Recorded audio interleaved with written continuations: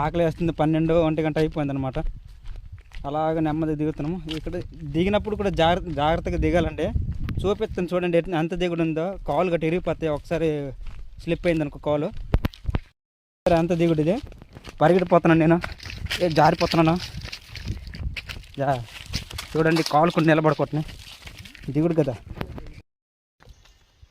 ఇది మొత్తం 10 ఎకరాలు ఉంటుంది మా బావుల తోట అనమాట.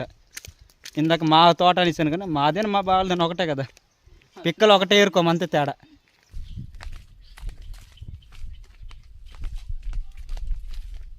జీవుడు పువ్వు పూతకొచ్చింది చూడండి. కాయలు పింజలు దిగిన ఎలాగ పరాసగా. మంది వీడియోలు చూస్తున్నారు, లైక్ కొడుతున్నారు కానీ సబ్స్క్రైబ్ చేసుకోవట్లేదు. దయచేసి సబ్స్క్రైబ్ చేసుకోండి ప్లీజ్. మీరందరూ సపోర్ట్ చేస్తున్నారు చాలామంది. సపోర్ట్ చేస్తే మరి ఎన్నో మంచి మంచి వీడియోలతో మీ ముందుకు వస్తాను. Okay friends, bye.